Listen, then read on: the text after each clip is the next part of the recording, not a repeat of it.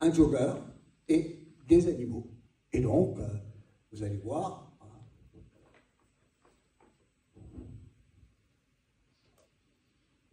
voilà ici, c'est plus en plus bas, c'est sur la plage, là, vous avez vu. Alors regardez le mécanisme, vous voyez là, les algues. Bon, ils ont l'air sympa comme ça, c'est bien vert. Regardez en dessous, c'est noir. Ça, c'est le produit de la décomposition des algues. Et si vous êtes attentif, vous regardez que sur la plage, il n'y a pas de tourillons. Vous savez, les tourillons que font les vers. Ah, c'est normal puisqu'il n'y a pas de vers. Il n'y a pas de vers, il n'y a pas de coquillages, il n'y a pas de crustacés, tout est mort. Et c'est cela que nous avons réussi à faire reconnaître, justement, le 18 juillet 2023, par le tribunal administratif de Rennes. Alors, bien sûr, l'État a fait appel, il a été condamné pour préjudice écologique. Préjudice écologique dans une réserve naturelle et dans un site classé Natura 2000. Natura 2000, c'est fait pour préserver les habitats. On va regarder la gueule des habitats. Et ça, attention, c'est toute l'année. Parce que la couche verte, là, elle va pouvoir être prise après en hiver par la mer, mais tout ce qui est pourri va rester en dessous. Et donc, c'est 365 jours sur 365 que vous avez des sites comme ça qui sont pollués. Alors ici, c'est juste à l'entrée du Guessant. Vous voyez ce rocher là? Vous voyez? Donc, c'est moi avec un masque, bien sûr. Je ne circule jamais sans mon masque et mon détecteur de gaz dans ces zones-là. Et regardez le rocher, il est nu, il n'y a plus rien dessus. Un rocher comme ça, normalement, c'est couvert de fucus. Vous voyez le fucus? Là, tout est mort. Alors, inutile de vous dire qu'il n'y a pas de bernique, il n'y a pas de... Il n'y a rien. Vous avez aucun crustacé, vous n'avez rien du tout. Tout est mort. C'est le produit de la décomposition des algues. Regardez, le substrat, là, il est noir, et chaque fois que je creuse, bien évidemment, je mets mon détecteur, et il y a de l'hydrogène sulfuré. Alors, voilà. C'est vert au-dessus, c'est noir en dessous. Et noir fumé. Ça, c'est le produit de la décomposition. Hein, alors, ça noirci par les résidus de décomposition des algues et les algues fraîches. Hein. Donc, on vous dit toujours, méfiez-vous des tas d'algues. Mais attendez, il n'y a pas de l'état d'algues. Parce que la plage peut être propre, mais en dessous, il y a les algues vertes qui pourrissent. C'est ce qui est arrivé au cheval en 2009. Le cavalier a dit, je suis tombé dans un piège. Je voyais la plage, là, devant moi, puis je voyais une ou deux algues qui traînaient, là. Puis tout d'un coup, il est descendu d'un étage. Tout en dessous, vous aviez une masse d'algues pourries, dans lesquelles il s'est enfoncé, et le cheval s'est enfoncé jusqu'à l'encolure. Donc, il n'a pas traîné. Hein. Vous verrez les concentrations, ça ne traîne pas. C'est un gaz toxique violent, l'hydrogène sulfuré. Ça vous tue un cheval en 30 secondes. C'est à peu près le temps qu'il a fallu. Et lui, il a été récupéré, qui avait dit d'extrême justesse, par le ramasseur d'algues qui était à côté. Qui a mis 2 touristes dans sa benne, et puis qui, avec sa benne télescopique, ils sont allés chercher le Vincent Petit au-dessus de l'endroit où il était bien sûr évanoui, et ils l'ont ramené, c'est comme ça qu'ils l'ont sauvé. Sinon, ça faisait un mort de plus. Alors là, vous voyez, 100 ppm, parties par million. J'aurai l'occasion de vous expliquer à quoi ça correspond en matière de toxicité.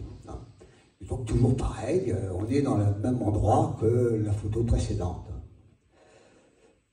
Alors ici, 240 ppm, alors c'est encore plus. Vous voyez, c'est là où il y avait le rocher, un petit peu plus haut, là.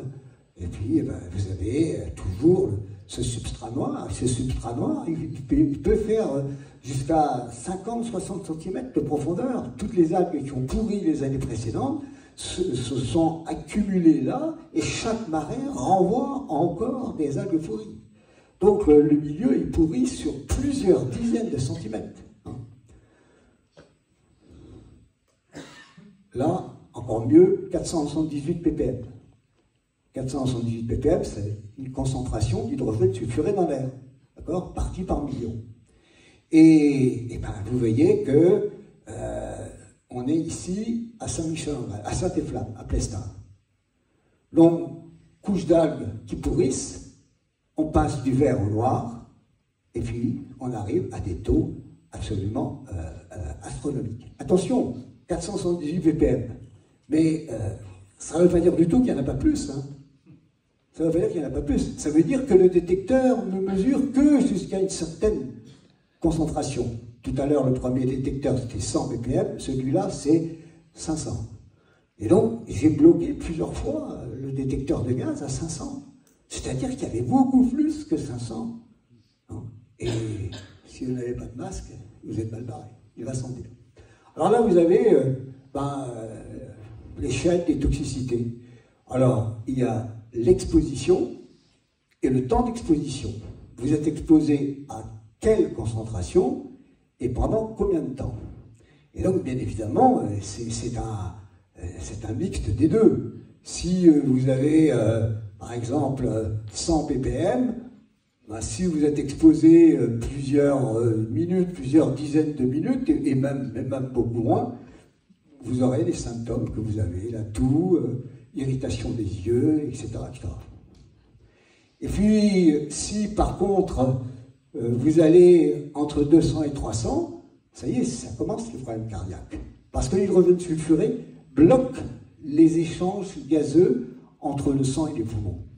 Donc c'est pour ça que toutes les victimes des marées vertes sont bleues. Ben oui, le sang n'a pas été réoxygéné. Et que pour sauver des personnes qui sont atteintes, qui ont été intoxiquées, il faut fortement les oxygéner pour pouvoir rétablir cet équilibre. Voilà. Alors regardez, quand vous avez 1000 et 2000 ppm, ça ne traite pas, hein. Moins d'une minute, vous tombez, c'est réglé. Et c'est ce que les égoutiers connaissent bien parce qu'ils rencontrent l'hydrogène sulfuré dans les égouts, c'est ce qu'on appelle le coup de plomb. C'est le Plagéné qui vous avait expliqué ça, tu t'en souviens, Jean-Yves? Le coup de plomb. Pourquoi? Eh bien, vous êtes quasiment assommé par derrière. C'est l'impression que ça donne. C'est-à-dire que vous êtes intoxiqué, vous ne sentez rien, hein, vous tombez. Et là, la catastrophe, c'est que votre copain qui est derrière, eh ben, il va vous chercher. Le même sort. Voilà pourquoi il y a des accidents en série. Alors ça arrive avec les égoutiers. Maintenant, ça n'arrive pratiquement plus parce qu'ils sont hyper équipés, bien sûr.